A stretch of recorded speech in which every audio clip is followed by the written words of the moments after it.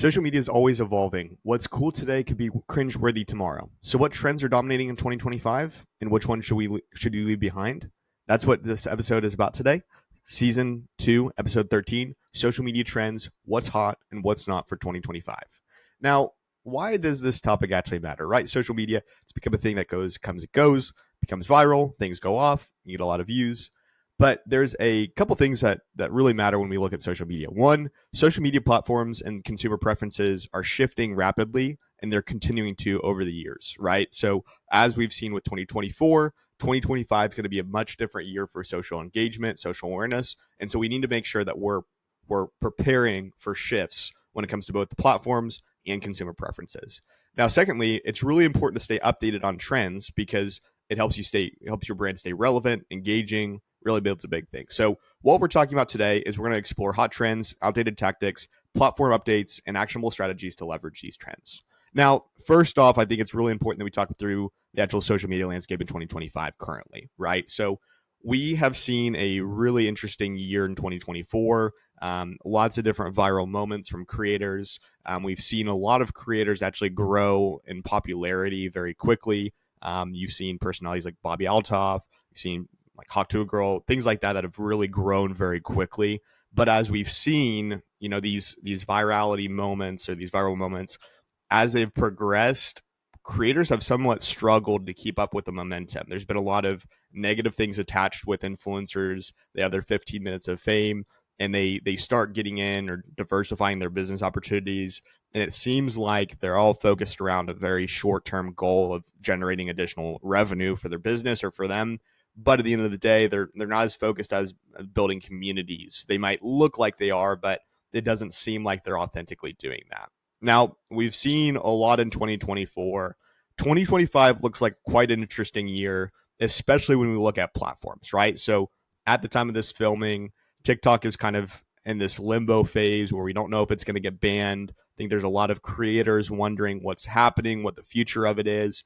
And I think just in general, just the growing concern of people using TikTok, people not using TikTok, seems like it's a little bit in limbo. Now, what's going to be interesting to see play out is if TikTok does get banned and it gets taken off devices or you can't access it on the US internet, the question then becomes, are users able to use TikTok still? And what capacity can they use it on? So TikTok will be quite the wild card that I don't think we'll actually know until it happens. And I think there's going to be some real time adjustments. Now, generally speaking, when we think about platforms, right, YouTube seems to be growing on popularity again. They kind of go back and forth or they ebb and flow between it's very popular and then not as many people are on YouTube. So in 2025, we're actually seeing kind of an increase in short form content being created and pushed out on YouTube, and impressions are growing. Their algorithm seems to be getting a little bit more optimized. Long form seems to be a big thing on YouTube as well. That's always kind of been there. And then additionally, it seems like there's this question mark centered around if TikTok happens and there's no more TikTok or things like that.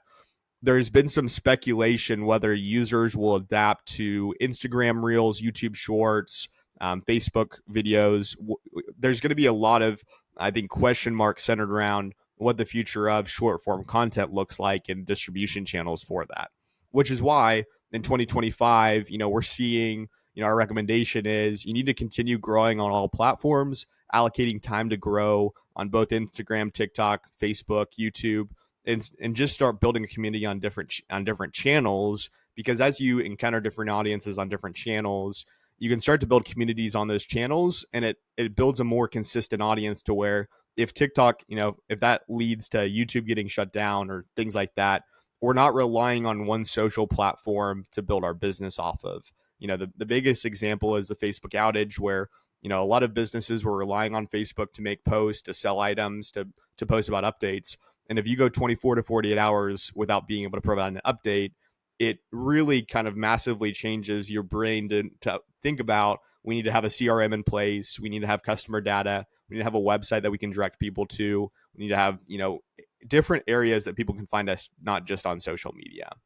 Now, what I think is really fascinating to think through is there's a couple of emerging platforms that we're keeping on our radar to watch for 2025, because they're not only gaining traffic, but they're also, establishing unique features, which I think is really fascinating. So I really think Be Real has really grown in popularity. It's always been there for the past couple of years, but it's really growing into this kind of fad, and so it seems like user adoption is actually a little bit larger than everyone expected. People are still on the platform. It wasn't one of those things that people got on and got off. So I think it's really fascinating to watch Be Real.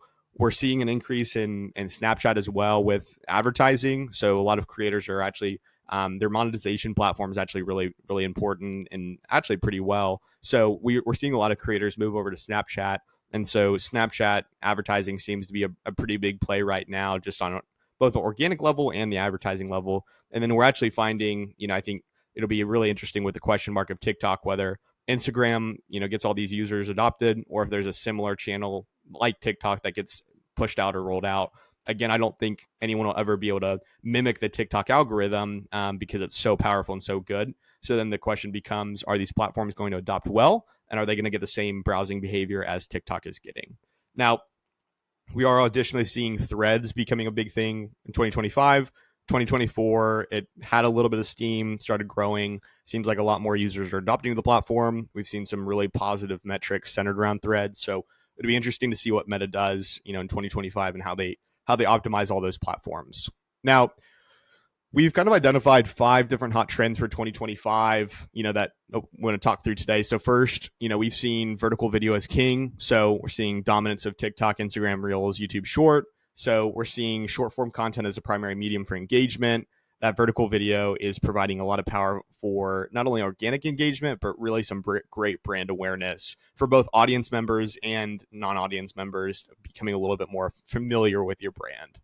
Now, second, we're seeing a lot of AI driven personalization, both on social media advertising, organic social media. So we're seeing, it's been interesting to watch how AI has been able to curate hyper personalized content for users. And then we're actually seeing some brands using AI to enhance audience targeting, creative strategy. So again, it'll be very interesting to see over the course of 2025, AI involved personalization or even driven personalization, in my opinion, is going to be really powerful.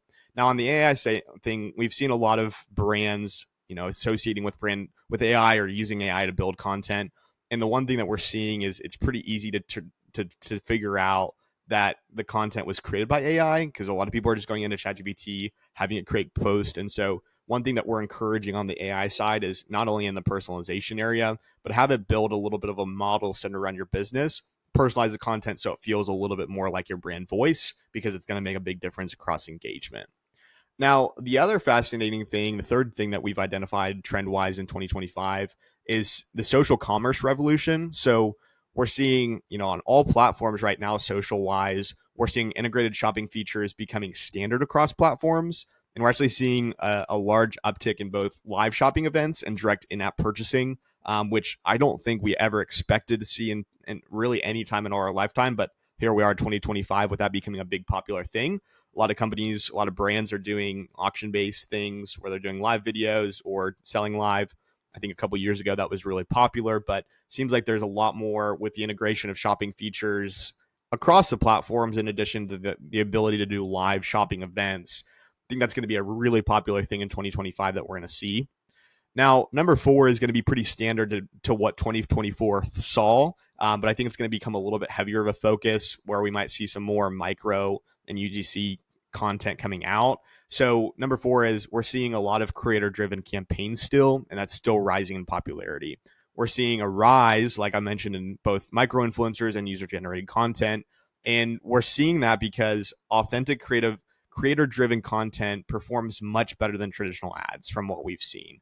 Again, this depends on the brand. It depends on how the content's distributed, your targeting, things like that. But generally speaking, if you put them apples and oranges together next to each other, we're finding that creator-driven content is performing much better than traditional ads. So again, we're seeing both small brands, large brands utilizing, smaller brands are obviously using more micro, larger brands are using more of the larger generated audiences, things like that. But we're seeing UGC come into a play really, really heavily. And both micro influencers are really coming in as well. Now, the big question mark here is we're seeing a lot of smaller influencers popping up, and they're making that micro influencer criteria.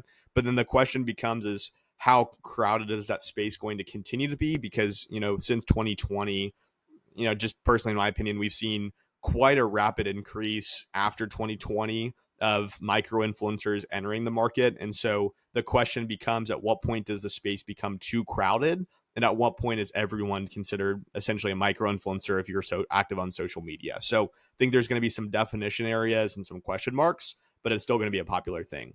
Now, the fifth thing that we're seeing some larger brands utilize, which I think will be really fascinating to watch, is a lot of companies are building both interactive and immersive content. So they're using AR or VR to create engaging experiences. So using try before you buy filters, virtual events. I know a lot of retail brands are now using AR filters for like virtual try-ons, or Amazon's doing the thing where you can envision in your space. I think it's fascinating because it's both boosting engagement and sales by providing an immersive experience for your audience. So it's allowing for them to avoid coming to your store, really just a lot of benefits to it. Again, I think it's going to be a big thing with larger brands until there's accessibility for these types of softwares for smaller businesses, because obviously it doesn't really make sense for a smaller business to invest in immersive content when you're building things from scratch. So it'd be interesting if 2025 brings a lot more accessibility to interactive and immersive content for small businesses, or if it becomes still kind of a large brand, maybe mid-sized brand that start using that. Now, we're seeing a couple things, just generally speaking, on what's not working right now. So overpolished content doesn't seem to be working anymore. We're seeing a lot of people shift towards raw and authentic content versus heavy curated visuals. Again, I think that's been a very common trend over the past 2024 specifically, but I think that's going to bleed over into 2025 and make a really big impact still.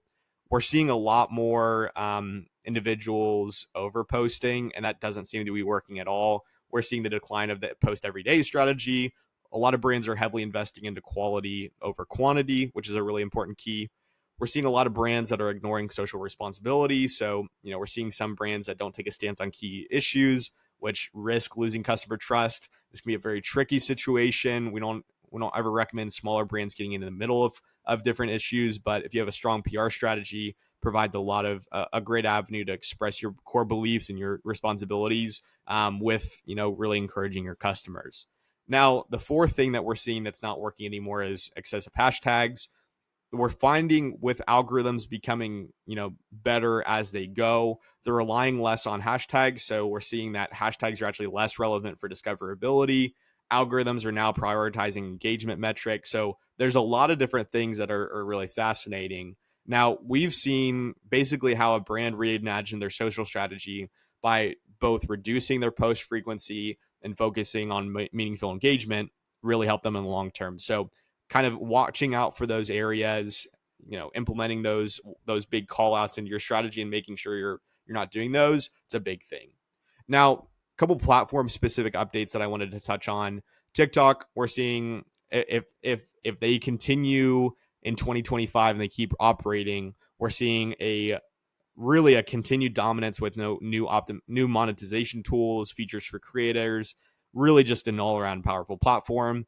Instagram, they're heavily focusing on reels and shopping integrations, seem to be moving away from photo posts.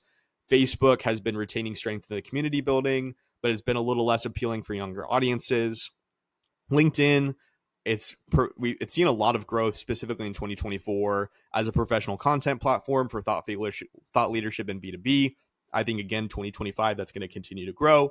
And we've seen on YouTube their massive expansion on shorts, their big bets on that. And we're seeing that while they've made a large bet on shorts and it's become a popular thing, traditional long form content still remains vital. So we're still seeing a lot of small businesses using LinkedIn's article feature to build authority and drive leads, while additionally doing some different engagement techniques. So it's really a great thing. Now, as we kind of get closer to wrapping up, looking at actionable strategies to adapt, there's 4 key recommendations that we have.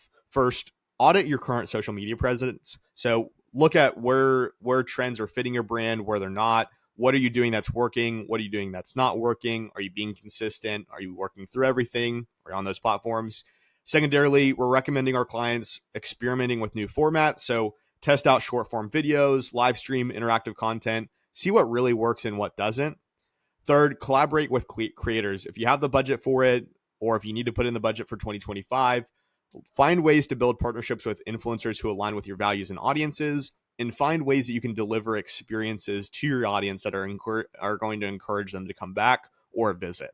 Now, fourth, we highly recommend, again, AI has been such a buzzword, but it's really been a big thing for businesses.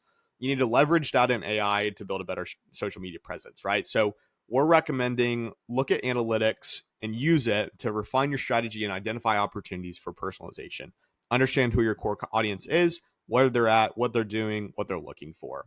We've seen several case studies on brands that eventually increased their ROI by embracing AI powered tools for campaign optimization, leading to obviously overall revenue increases, which are really great. Now, as we conclude with this episode, I'm going to give you three takeaways and then give you a call to action. First, stay flexible and focus on trends that align with your brand identity. Avoid chasing outdated strategies and trends that lack substance, and prioritize authenticity, quality content, and meaningful engagement. So I'm curious, what's your favorite trend for 2025? Let us know in the comments, and don't forget to subscribe for more actionable insights. Thanks for joining us on this trend-packed episode of Club Conversations. Let's embrace the future of social media together.